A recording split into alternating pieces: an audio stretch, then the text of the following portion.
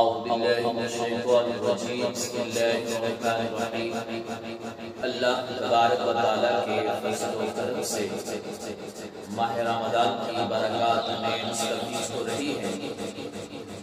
سامعین محترم، انشاءاللہ تعالیٰ یہ درس روزانہ جاری ہوگا جس میں ایمانیات، عقائد اور ضروری مسائل دینیہ بیان کیے جائیں گے۔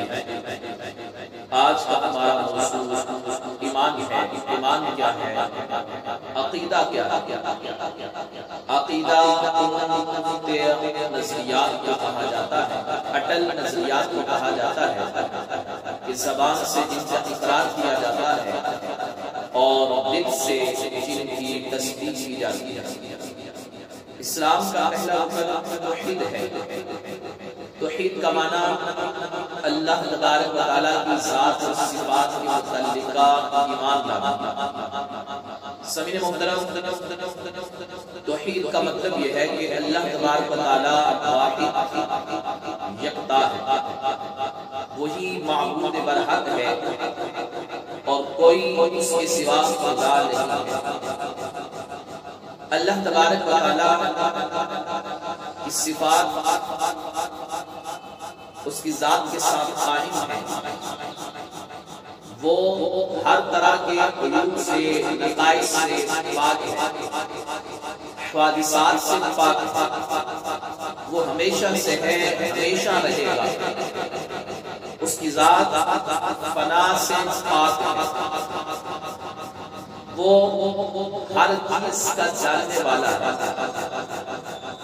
وہ سمیع اور بصیر ہے۔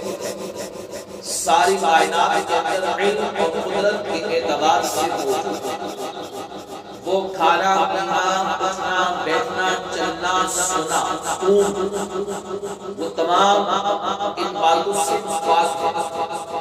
جسم اور جسمانیات سے پاک ہے، حد اور حدود سے پاک ہے۔ اللہ تبارک و تعالیٰ کی ذات غنی ہے، محتاج ہے۔ ساری کائنات اسی کی محتاج ہے۔ وہ مخلوق کے مشابہ نہیں ہے۔ لیس کمثلہ شیء، اس کی مثال کسی کے ساتھ نہیں ہے۔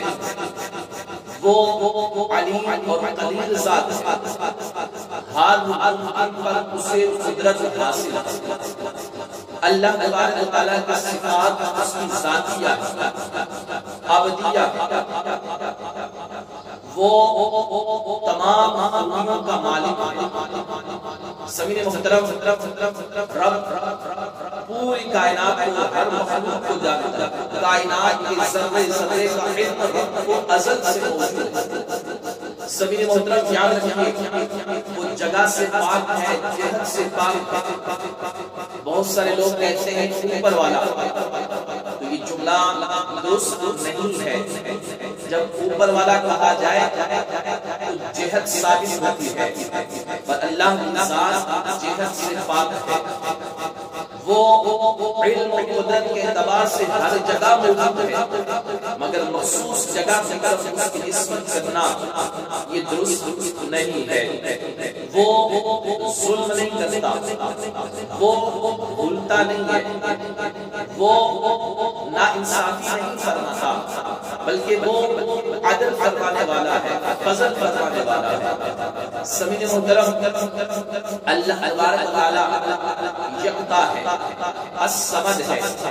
نہ وہ کسی سے پیدا ہوا، نہ اس سے کوئی پیدا ہوگا، نہ کوئی اس کا خاندان ہے، نہ اس کی کوئی برابری کرنے والا ہے۔ وہی ذات ہے جو ہر شے کو عدم سے وجود میں لانے والی ہے، بغیر مبدا کے، بغیر مبدا کے پوری مخلوقات کو پیدا فرمانے والا ہے۔ اللہ تبارک و تعالیٰ کی ذات حی قیوم ذات ہے۔ وہ حلیم ہے، وہ علیم ہے، سب کچھ جانتا ہے۔ وہ قادر مطلق ہے، ہر ممکن اس کی قدرت تحت داخل ہے۔ یہاں یہ بھی ذہن میں رکھیے گا، جو عیوب ہیں، جو نقائص ہیں، وہ اللہ کی ذات کے لیے محالات میں سے رب جھوٹ نہیں بول سکتا، رب کسی کو دھوکہ نہیں دے سکتا، رب کسی پر ظلم نہیں فرماتا۔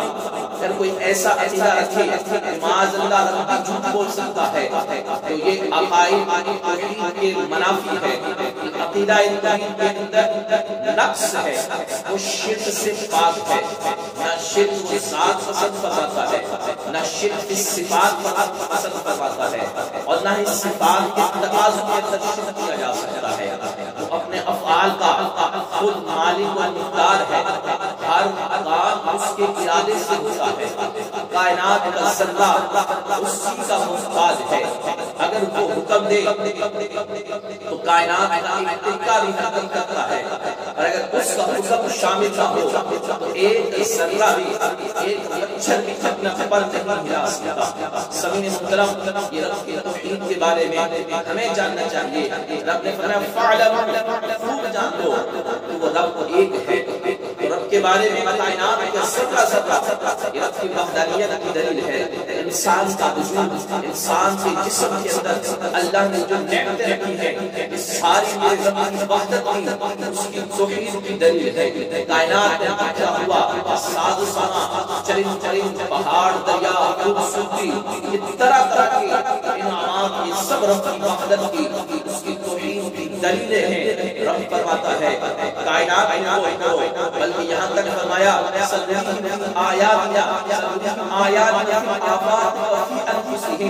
ہم قریب حقیق میں دکھائیں گے زمین تراس کی تنہائیوں میں اپنی نشانیاں، اور تمہارے اپنے نفسوں میں بھی۔ انسان غور کرے، سانس، انسان کا نظام انہدام، انسان کا نفس، تنفس، سانس لینے کا طریقہ، انسان کے جسم کے اندر جو ضروریات ہیں اللہ تبارک و تعالیٰ نے اپنی قدرت کاملہ سے تخلیق فرمائی ہے۔ سامعین محترم، یاد رکھیے رب کریم ہے، وہ رحیم ہے، وہ غفور ہے، وہ مالک الملک ہے، جو چاہے وہ کرے، لا یسأل عما یفعل، کوئی اس سے پوچھنے والا نہیں، جو چاہے وہ کرے۔ وہ مخلوق کو آزماتا ہے، کبھی دے کر کبھی لے کر، جو رب کے ہاں شکوہ کرتا ہے وہ ناشکرہ شمار کیا جاتا ہے۔ سامعین محترم، یاد رکھیے رب کے ہر کام میں، ہر فعل میں بے شمار حکمتیں پوشیدہ ہوتی ہے۔ اب وہ انسان کی سمجھ میں آئے یا نہ آئے، لیکن رب کے ہر کام میں حکمت پوشیدہ ہوتی ہے۔ اللہ تبارک و تعالی ہمیں عقائد کی درست نصیحت عطا فرمائے۔